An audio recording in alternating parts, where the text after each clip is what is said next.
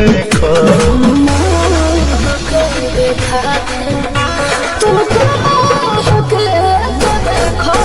Industry में कि director पे या प्रोड्यूसर हो या अभिनेता हो, उस पे लड़कियां कई कई आरोप भी लगा चुकी हैं, उसमें कहा कुछ हद तक सच्चाई भी होती है। तो यदि आपके साथ ऐसा हो तो क्या कहिएगा उसको लेकर? मेरे साथ ऐसा हो तो यदि वैसा फेस करना, आपको फेस करना पड़ जाए, वैसा अब ऑफर आ जाए, बोलिए।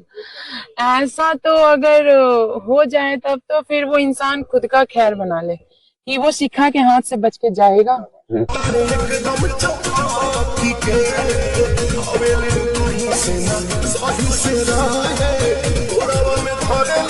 मैं अपने दिल की बात पहले बता दी हूँ कि जिस लड़के के दिल में मैं रहूं, वो शादी करने के बाद जो उसे चाहिए वो सब मिलेगा, लेकिन शादी से पहले जो लड़का बिस्तर तक के लिए सोच लिया, वो लड़का कभी प्यार नहीं कर सकता सच्चा। कौन सा गाना गाया जिससे इन्हें गुस्सा आया?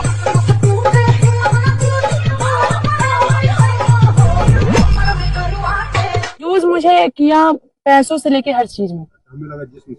जिस्म से करना चाहता तो मुंह तोड़ के वहीं सुला देती। अरे वाह, बहुत ही अंदाज में बोली।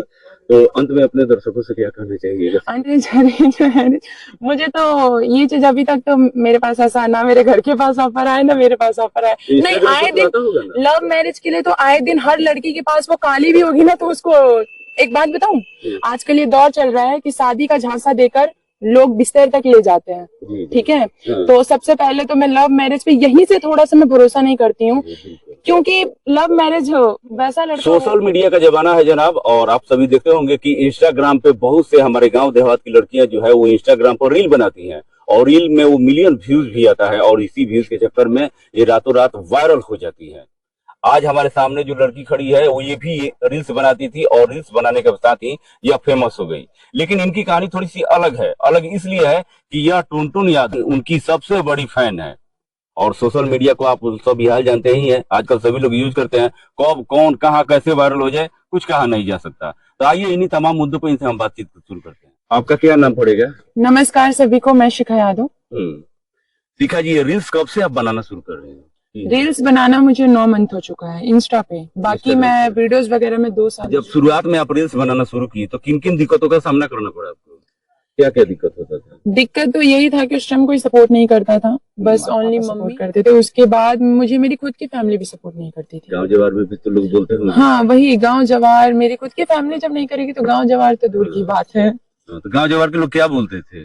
गांव जवार के लोग यही अक्सर बोलते थे कि लड़की मतलब नाचती है गाती है, अपने पापा अपने यादव समाज का अपने गांव का नाम खराब करेगी। यानी कि जाति तक बात आ गई, ये लड़की जाति पर भी असर, गलत असर डाल रही है। बिल्कुल, जाति पे भी आ चुका था कि हमारे यादव समाज का नाम खराब करेगी। अच्छा, रील्स बनाने का ये जुनून कैसे आया आपके अंदर? मेरा रील्स बनाने का तो पहले मैं डांसिंग करती थी, मतलब बचपन से मुझे डांस का बहुत शौक था। एक्टिंग भी करती थी मैं, मोना एक्ट करती थी स्कूल में, और प्राइजेस भी जीतती थी मैं। तो मतलब डांसिंग और एक्टिंग को लेके मैं हमेशा थोड़ी सी, मतलब जब भी मैं सोचती थी ना कि मैं करूँ तो मैं डर जाती थी कि यहाँ सपोर्ट नहीं मिलेगा मुझे, शायद मैं आर्मी की तैयारी करूँ या अदर किसी भी चीज की तैयारी करूंगी तो मुझे मिल जाएगा सपोर्ट, लेकिन इस चीज के लिए नहीं। लेकिन जब मैं रानी एक्ट्रेस को देखी, उनका डांस और उनके एल्बम्स, तो मैं धीरे धीरे मतलब ये सोचने लगी कि जब ये लोग कर सकते हैं, ये भी तो एक लड़की ही है, तो मैं क्यों नहीं कर सकती हूँ। फिर धीरे धीरे करके मैं भी डांसिंग करना शुरू की। काफी लोगों से मैं मीन्स थोड़ा शर्म भी आता था उस टाइम, अभी भी आ ही जाता है, क्योंकि कई लोग ऐसे हैं जो सामने अच्छी तारीफ करते हैं लेकिन पीठ पीछे बुराई करते हैं। कहाँ तक पढ़ाई हुई है आपकी? पढ़ाई अभी भी मेरी चलती है, मैं 11th में है। पढ़ाई में कुछ समझ ज्यादा दे पाती है, मन लगता है, या डांसिंग में ज्यादा मन लग गया है? मेरा तो शायद पढ़ाई से तो ज्यादा मेरा मन लगता है मुझे इसमें। अच्छा, जहाँ तक बात किया जाए कि आपके तरफ है कि आप टुनटुन यादव की फैन है, क्या कहानी है इसमें? टुनटुन यादव की मैं फैन हूँ। टुनटुन यादव की फैन मैं आज से नहीं हूँ। गीतकार टुनटुन यादव। हाँ, जब मैं उनका सॉन्ग ही फर्स्ट टाइम सुनी थी, तब से मैं मतलब उनकी ही फैन हो गई। वो भले ही उनका वो फर्स्ट जो सॉन्ग में सुनी थी वो जातिवाद पे था, लेकिन उनकी आवाजों में मुझे मतलब अलग ही दम दिखा। यानी कि जातिवाद को लेकर वो विवादों में रहते हैं लोग, उनको कुछ लोग लाइक करते हैं, बोलते हैं लोग ये सिर्फ यादव समाज के लिए ही, जो भी गाते हैं यादव समाज के लिए ही गाते हैं। हाँ ऐसा है, बिल्कुल है, लेकिन मैं इस चीज को मैं कुछ नहीं बोल सकती हूँ क्योंकि मैं उनकी फैन हूँ और उनको मैं गलत नहीं बोल आपको नहीं लगता है कि मान लीजिए आप वो जैसे जातिवाद करते हैं, अगर आप भी उसी थीम पे चलिएगा तो आगे चल के जो और जाति के, क्योंकि कलाकार की जाति नहीं होती है, ये आगे चल के आपको काम करने में दिक्कत हो सकता है। मैं वो टुनटुन यादव करते हैं जातिवाद, मैं थोड़ी कर रही हूँ। मैं तो बस उनकी एक फैन हूँ, उनके सॉन्ग्स की फैन हूँ। मुझे तो मेरे लिए सब इक्वल है क्योंकि इस लाइन में शायद सबसे पहले कोई जाति नहीं होती है। जी बिल्कुल। ठीक है, और वो मुझे पता है टुनटुन यादव जी जातिवाद करते हैं और कई ऐसे कलाकार हैं जो अब उनको देख के जातिवाद करना शुरू कर रहे हैं, लेकिन इस चीज को लेके मैं कुछ नहीं बोल सकती हूँ क्योंकि वो उन लोगों का चॉइस है और मेरी चॉइस टुनटुन यादव। मुझे टुनटुन यादव और डांसिंग में मुझे रानी एक्ट्रेस एंड पारुल यादव। पारुल यादव। और मेल में मुझे कोई नहीं। सारी कौन सी? हाँ ये लोग तो हैं, Khesari Pawan Singh, trending star, power star, ये लोग तो हैं। उनको लाइक करती हैं आप? हाँ बिल्कुल। हाँ। हाँ। एक चीज और आपसे हम जानना चाहेंगे कि आपका जो घर है, यहाँ से घर से कुछ ही दूरी पे अजीत आनंद, वो भी एक लोकगीत के बहुत पुराने एक्टर हैं, बहुत ही अच्छे कलाकार हैं, उनके बारे में क्या कहिए? उनका नाम ही नहीं है। अजीत आनंद जी के बारे में? जी जी। शायद वही सॉन्ग ना, धनबाड़ू है गोरी। जी जी। हाँ, उनके इसी सॉन्ग से मैं बिल्कुल मतलब डोल चुकी थी मैं। तो आपके पड़ोसी हैं? हाँ मेरे पड़ोसी हैं। हा? उनका सॉन्ग भी मुझे बहुत अच्छा लगता है, लेकिन उनका सबसे बेस्ट सॉन्ग मुझे यही लगा था, धन बारू है गोरी। उनके साथ यदि काम करने का मौका मिलता है तो करना हाँ बिल्कुल करूंगी, बिल्कुल। हा? बिल्कुल।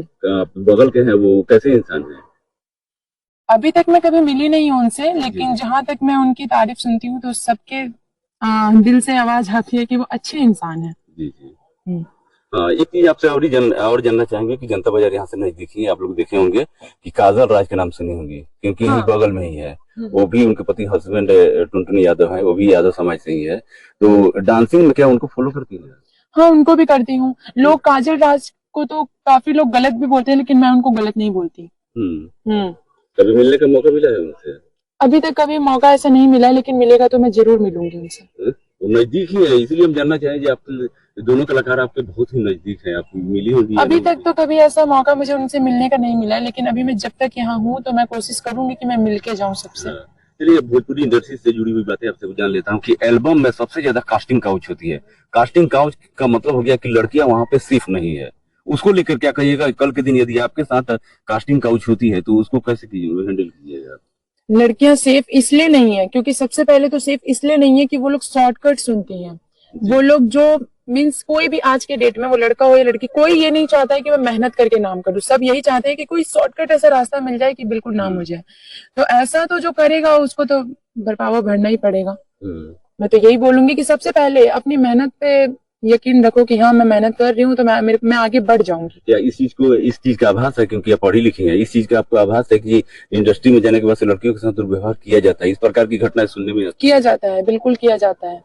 मैं तो इतना ही बोलूंगी ना कि हर लड़की के अंदर इतना दम होना चाहिए ना कि सामने वाला बोलने से पहले उससे हिचकिचाए। मैं हमेशा बोलती हूँ और मैं खुद भी ऐसी लड़की हूँ। तो एक चीज आपसे बता देना चाहता हूँ कि रील्स लड़कियां बनाती हैं, रील्स बनाने के बाद से उस पर मैसेज आता है। कुछ अनरिया टाइप के लोग होते हैं जो मैसेज करते हैं और बोलते हैं कि तुम हमारे पास आ जाओ एल्बम करने के लिए, तुम बहुत अच्छी हो, थोड़ी बहुत बड़ाई कर देते हैं, वीडियो मिलियन में चल जाता है। उसके बाद से वहां पर लड़कियां जाती है और उनका वो शिकार हो जाती है। इस चीज को तो सबसे पहले मैं हर एक लड़की से ये हाथ जोड़ के रिक्वेस्ट करूंगी कि कभी भी इस चीज का शिकार तो कभी बनना मत। मैसेज आता होगा? आता है, बिल्कुल आता है। वो लालच दिया जाता है? लालच बिल्कुल मिलता है। मैं दूसरों को क्या, हमारे पास भी ऐसा आते रहता है, आए दिन आता है, लेकिन हमें खुद को बचाना है। लड़की हमेशा खुद को उसी टाइम सेव करेगी। सबसे पहले तो उसे स्ट्रिक्ट बनना पड़ेगा, उससे उन चीजों को इग्नोर करना पड़ेगा। पैसा वो भले आज सुन के जाएगी लेकिन फिर वो वहां सेफ नहीं है। इससे बढ़िया वो अगर लॉन्ग टाइम तक वर्क करेगी तो कल को अगर वो जाएगी उस जगह पे तो वहां उस जगह सेफ रहेगी, क्योंकि वो उस जगह अभी जहां जाएगी वो कितना भी होगा तो छोटा ही चीज होगा। मीन्स अगर अभी कोई लालच दे दे कि इस स्टार से मिलाए थे, एक बार मिला दिए, दूसरी बार उसे मिलने का मौका नहीं मिलेगा, इतना मैं बता देती हूँ।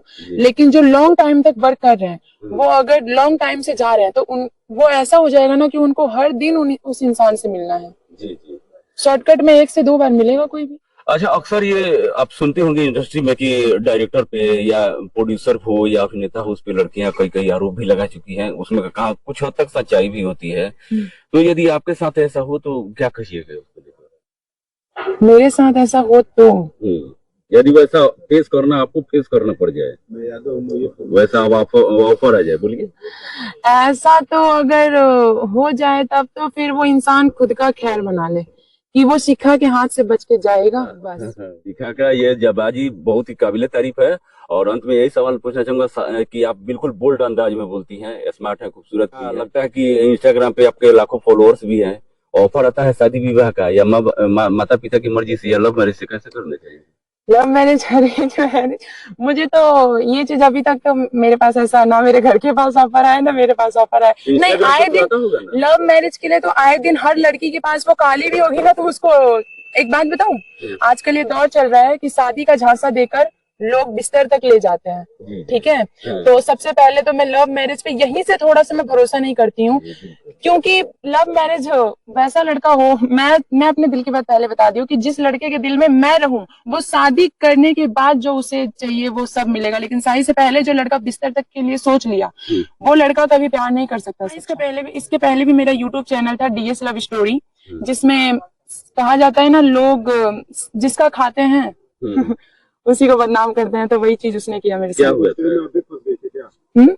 लव स्टोरी में अभी फंस गए? उस लव स्टोरी में मैं नहीं फंसी। सबसे पहले मैंने गलती ये कर दी कि मैंने ऐसे इंसान को सपोर्ट किया जो मुझे यूज करने आया था, और यूज किया भी। मैं कहूँ, यूज मुझे किया पैसों से लेके हर चीज में। हमें लगा जिस्म से करना चाहता तो मुंह तोड़ के वहीं सुला देती। अरे वाह, बहुत ही बोल्ड अंदाज में बोली। तो अंत में अपने दर्शकों से क्या कहना चाहिए? अंत में दर्शकों से यही बोलूंगी कि जिस चैनल से भी मेरा वीडियो जा रहा है, आप लोग इस चैनल को भी सपोर्ट कीजिए और साथ में प्लस में इस शिखा यादव को भी इतना ही प्यार आशीर्वाद दीजिए।